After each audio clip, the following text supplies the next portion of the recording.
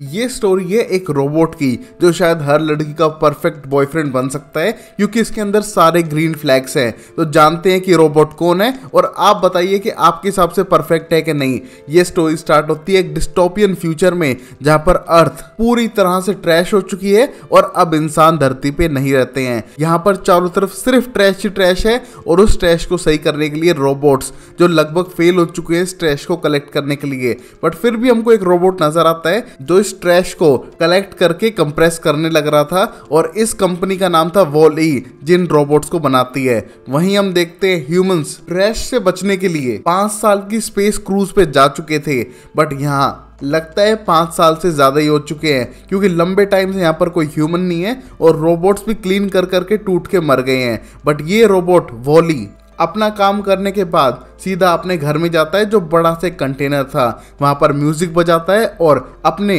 Failed part को खुद ही repair करने लगता है और एक कॉकरोच जो उसका पेट है उसके साथ रह रहा था। यहाँ पर उसका म्यूजिक में टेस्ट बहुत अच्छा है और वो एक एआई रोबोट है जिसकी खुद की इंटेलिजेंस है और उसको चीजें कलेक्ट करना बहुत ज्यादा पसंद है अपनी जॉब से। तभी उसके पास एक स्टॉर्म अलर्ट आता है जिसको सुनने के बाद वो अपने घर को पूरी तरह से बंद कर देता है और इस खतरनाक तूफान के बीच में सोने लगता है क्योंकि उसको कल फिर से जाना है उस गार्बेज को कलेक्ट करने के लिए। बट नेक्स्ट डे जब उठता है तो उसकी बैटरी डाउन हो चुकी थी। उसको चार्ज करने के लिए छत पे जाके अपनी सोलर पैनल्स को चार्ज करता है और वापस चला जाता है अपने जॉब पर जो था ट्रैश को कलेक्ट करो, कंप्रेस करो और बॉक्स बना दो, जो उस सालों से करते हुए आने लग रहा था। यहाँ पर तभी वो बहुत सारी चीजों को कलेक्ट करता है और उसे मिलता है एक प्लांट जिसको देख के अमेज था क्योंकि उसने कभी अपनी लाइफ में ऐसी चीज नहीं देखी थी। तो उसे वो जूते में डालकर अपने साथ घर ले जाने लगता है और उसे ऐसी एंटीक चीजों को कलेक्ट करने का बहुत पुराना शौक था।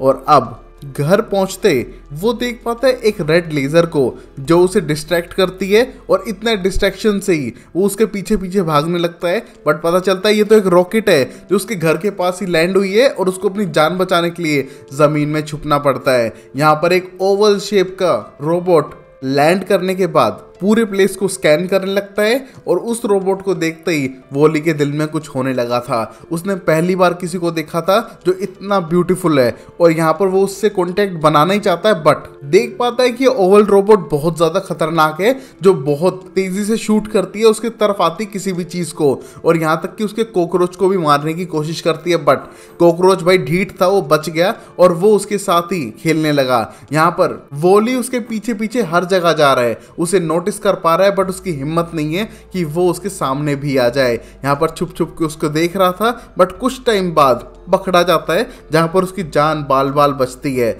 हम देख पाते हैं इस रोबोट का नाम ईव है बट वॉली से ईवा बुलाता है बार बार और यहाँ पर उसके प्यार में पड़ चुका था और उसको वॉर्न भी करता है कि वो यहाँ पर एक क्लीनिंग रोबोट है जहां ईवा को उसमें कोई इंटरेस्ट नहीं था और वो जाना चाहती थी वापस स्कैनिंग के लिए। बट यहाँ एक बहुत बड़ा स्टॉर्म आ चुका है जिसमें ईवा को बचाते हुए वॉली अपने घर में ला चुका था, अपनी चीजों को दिखाता है और अपनी लाइफ में इन्वॉल्व करने की कोशिश करता है। उसी मोमेंट पे उसे प्लांट भी दिखाता है इम्प्रेस करने के लिए, जहां पर प्लांट को देखते ही ईवा एकदम पॉज हो जाती है और उस सैंपल को कलेक्ट करके एकदम हाइबरनेटिंग मोड में चली जाती है। यहाँ पर वॉली बहुत ज़्यादा टेंस्ड हो चुका था कि ईवा कुछ भी रिस्पॉन्स नहीं कर रही है, तो उसे धूप में ले जाता है सोलर एनर्जी के लिए। उसके साथ अलग अलग प्लेसेस पे जाता है, टाइम बिताता है और इंजॉय करने की कोशिश करता है क्योंकि उसको उसका पहला प्यार मिल चुका था। यहाँ पर वो बिजली के झटके भी खाता है उसके लिए और उसके साथ वेट करता है। बट तभी वहाँ पर शिप आती है जो ईवा को ले जाने के लिए आई थी क्योंकि उसके पास प्लांट का सैंपल मिल चुका था और शायद इसको ह्यूमन ने भेजा है। इसी मोमेंट पे वॉली भी अपने पेट कॉकरोच को रोकते हुए खुद शिप पे चढ़ने की कोशिश करता है और स्पेस में ट्रेवल करते हुए ईवा की शिप के साथ आगे बढ़ने लगता है, जहां पर उसने स्पेस में एक अमेजिंग नज़ारे देखे, सोलर पैनल्स को चार्ज किया और पहुंच गया एक्सिमो शिप पर, जहां पर वो अंदर जाते ही ईवा को ढूंढने लगा। यहाँ क्लीनिंग रोबोट उसके पीछे पड़ चुके थे क्योंकि वो कंटेमिनेशन से भरा हुआ था और वो चुपचाप ईवा के पीछे जाते हुए ह्यूमन से टकराता है और उन्हें देख के अमेज था क्योंकि उसने जिंदगी में कभी पहले ह्यूमन को नहीं देखा था, सिर्फ अपनी वीडियोस में ही देख पाया था। इस मोमेंट पे वो जॉन नाम के बंदे को हेल्प करता है उठने में, क्योंकि अब इंसान इतना मोटा हो चुका है कि वो खुद से चल भी नहीं सकता है। और यहाँ पर फ्लाइंग व्हीकल पे एक प्लेस से दूसरी प्लेस पे जाता है और जिनके सामने स्क्रीन है वो साइड वाले बंदे से भी स्क्रीन पे ही बात करेगा खाते हुए, और उसको ये भी नहीं पता है कि उसके आसपास क्या क्या चीजें हैं। इस मोमेंट पे वॉली उससे 2 मिनट तो बात करता है, बट आगे बढ़ने लगता है सीधा ईवा को ढूंढने के लिए। यहाँ पर ईवा उसे मिल भी जाती है, बट तब तक ईवा हेडक्वार्टर्स पहुंच चुकी थी, जहां पर शिप का एआई कोड A113 को बताते हुए साफ करता है कि शायद ऐसा हुआ नहीं है और इस रोबोट की मेल फंक्शनिंग की वजह से ऐसा लग रहा है, क्योंकि वहां से वो सैंपल गायब था, जिसे देख के ईवा बहुत ज्यादा नाराज थी और वॉली को ब्लेम करने लगती है उठने के बाद कि शायद वही है जिसने सैंपल लिया होगा। बट वॉली का कहना था कि वो तो उसके पीछे आ चुका है और उसे इस सैंपल के बारे में नहीं पता है, जहां पर ईवा की टेंशन थी कि उसके अंदर से वो सैंपल गया कहां और बिना सैंपल के शायद वो कुछ प्रूफ नहीं कर पाएगी। यहाँ पर इंसानों को लगभग 700 साल हो चुके थे शिप पे, जो सिर्फ 5 साल के लिए पहले इस टूर पर आई थी कि अर्थ क्लीन हो जाए तो वापस चले जाएंगे, बट अब 700 साल हो चुके हैं और इंसान यहीं पर है। और अब ईवा और वॉली को क्लीनिंग के लिए भेज दिया जाता है, जहां पर वॉली के हाथ पे लगी डर्ट कैप्टन स्कैन करते हुए अर्थ के बारे में पता लगाता है कि ये रोबोट अर्थ से आए,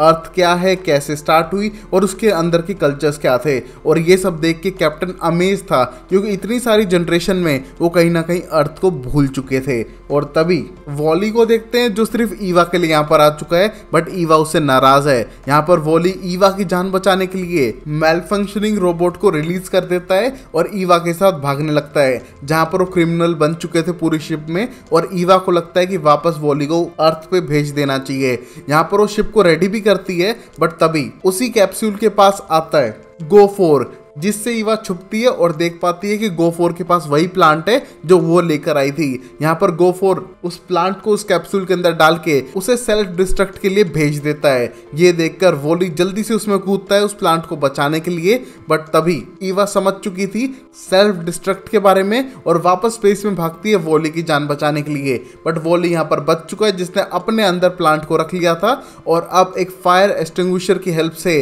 स्पेस में उड़ने लग रहा है और एवा से मिलके उसके साथ डांस करने लगता है। यहाँ पर जॉन और उसकी एक नई दोस्त उसको ऑब्जर्व कर पा रही थी और पहली बार अपने आसपास के एरिया को देख पाती है कि वहाँ पर पूल है, वहाँ पर इतनी अमेजिंग प्लेसेस हैं, क्योंकि अब तक वो सिर्फ स्क्रीन में देख रही थी और वॉली की वजह से वो अब ये सब देख पा रही थी। यहाँ तक कि वॉली को भी, जो अभी स्पेस में उड़ने लग रहा था। और अब वो वापस जाता है शिप के अंदर इस प्लांट को कैप्टन तक पहुँचाने के लिए, कि बता सके कि अब 700 साल बाद अर्थ इतनी टॉक्सिक नहीं रही है, अब शायद वो लाइफ सस्टेन कर सकती है, क्योंकि प्लांट भी उग चुका है। और वहीं हम देखते हैं शिप के कैप्टन को जो ग्लोब के साथ खेल रहा है और वहां वो फैसिनेट कर रहा है अर्थ को लेके कि जितनी भी उसने वीडियोस देखी है शायद अर्थ वैसी ही हो। बट तभी उसके पास ईवा आती है, उसको दिखाती है कि उसके पास प्लांट है, जिसे देख कर सरप्राइज हो जाता है और वो जानना चाहता है अर्थ के बारे में। इसलिए वो ईवा की मेमोरीज को देखने लगता है, जहाँ पर वो देखता है कि ना ही ब्लू स्काई है ना ही ग्रास है, बल्कि सिर्फ बंजर लैंड पड़ा हुआ है।